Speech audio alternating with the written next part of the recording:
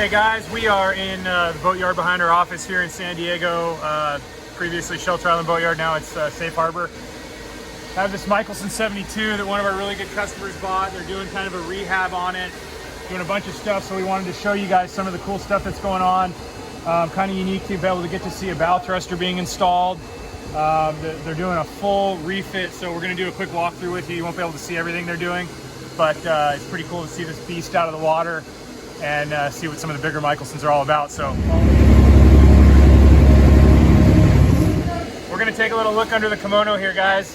So bow thruster tube and a big old hole in his bow.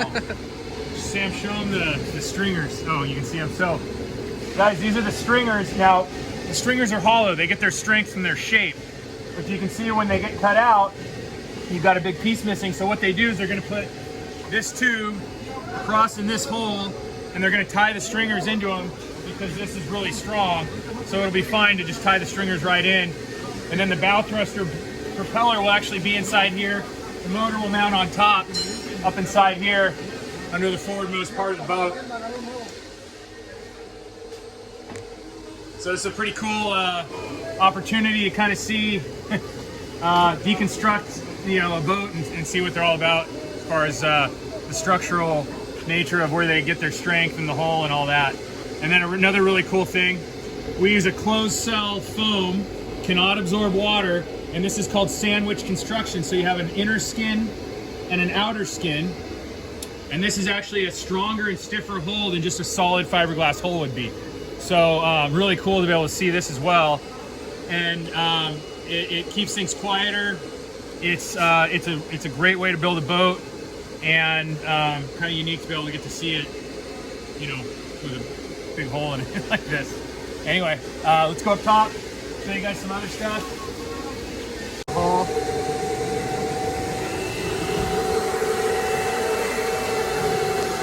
It's hard to get perspective on it. Yeah. So another thing they did was they soda blasted the bottom. This boat's a 1994 year.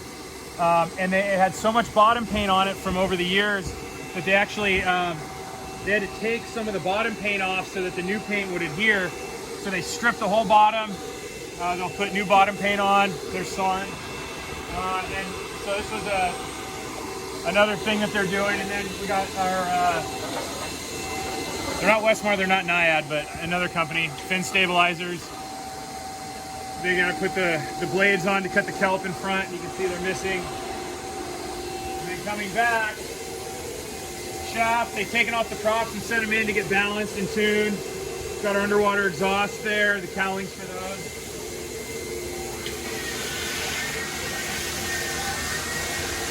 Rudders, they're replacing the cutlass bearings. They're replacing the rudder and the shaft seals. Doing all kinds of cool stuff. So go up and take a look.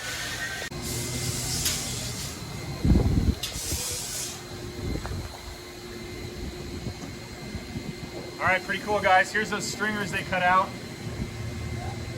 And you can see, again, all their strength comes from their shape. They're basically hollow inside.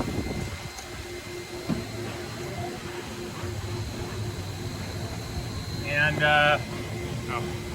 Are you still filming? I'm still filming. Oh, got it. All right, Cockpit. So our classic design on our bigger Mikelsons have this awesome lanai deck area. So you got your fishing cockpit.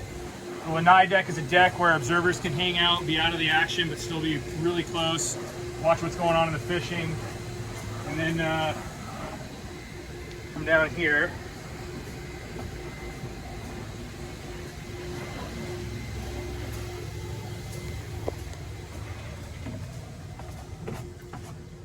So one of my favorite things on this boat is it's got about 14,000 hours, original motors, never been rebuilt.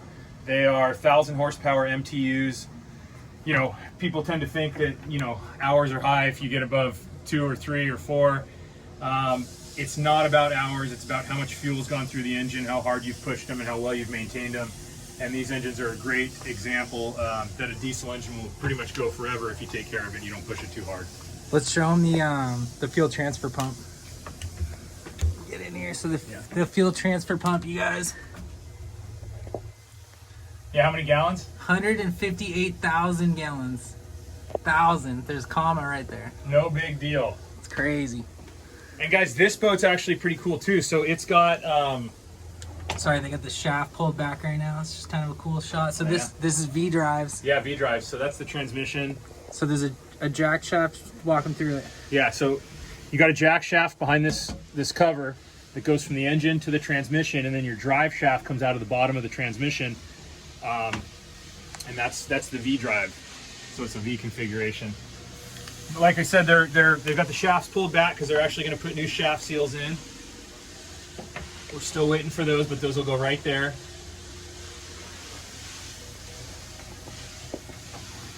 And yeah, go check out the interior. All right, guys, here up on the lanai deck, got our Mikelson dayhead. Very nice. And we got some cockpit controls. We're gonna be putting in a bow thruster. Actually, this is really cool too, real quick. On the port side here, we got a really cool storage locker that actually goes pretty high up. Kind of bumps up in the flybridge so you can get rods in there. And then, obviously, we're redoing things, upgrading things, so the boat's a bit of a mess, but that's okay. We're going to show it to you anyway. Salon. It's probably hard to see, but this boat's 20 feet wide. Super, super wide in here. Feels massive. A lot of volume. Got a dinette. Easily fit probably 6 or 8 people there. Huge galley. Tons of countertop space. Giant Sub-Zero refrigerator.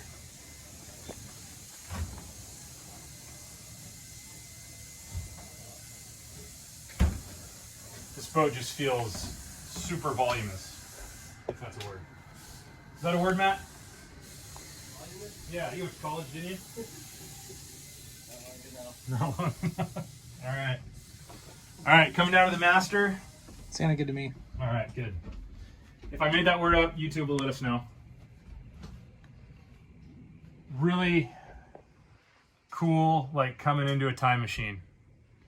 Circa 1994. 94? This boat's a year older than I am. Bitchin' headliner. You got the, what did Deb call this? I don't know, but that's like my favorite thing. Mole hair. And I feel like that's such an old school kind of dive bar, San Diego relic. It's thing. been so long that it's actually back in style. Oh, 100%. The head's my favorite. I'll show you that in a second. But I big like old walk-in closet, all cedar lined. Every single closet in this boat is cedar lined. Okay, this is badass. I have no lights, but try and get the full effect of the wallpaper in here. I mean, it's hard because you get the reflection of the. I know. It just doesn't do it justice. I need a big light. Yeah, and mirrored ceiling. How cool. Yeah. All right, I'm not going to test this bidet because we remember what happened last time I tried that. But you got a legit one, toilet, a shower. Super cool. Big. I mean, for a boat shower, pretty awesome. All right, you're good to go again. All right, coming down into the forward companionway. Got a super awesome guest stateroom. So this is like your VIP stateroom. Tons of natural light because of these trunk cabin windows. We got a big old hatch overhead. Here, big old, careful. Just hurt. Ooh, did you step on the Spike strip. Let's get a new carpet.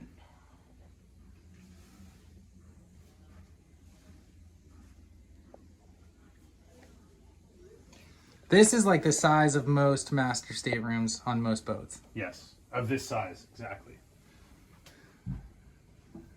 Yeah, this is huge. Super cool bunk room. And again, this boat feels so much better than your traditional sport fish because we have that trunk cabin that has those windows in it that lets all that natural light in. And each stateroom has its own ensuite.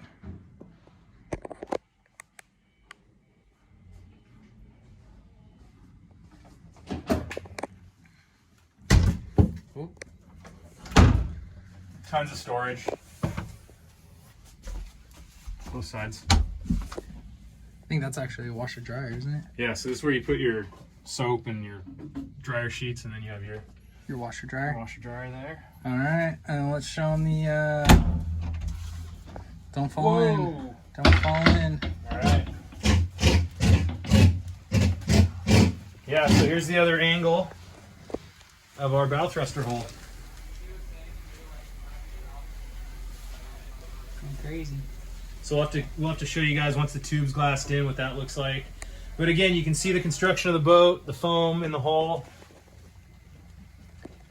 And then this is like another bunk right here that they Really have cool. taped off. Yeah. And then another ensuite head. Very cool. All right, up to the flybridge. Flybridge. One more thing I wanted to point out. In the galley right here, there's this really cool porthole, and it can be used as like a passerelle, if that's a word. PJ and I are just making up words today. Taking them up. All right, let's go.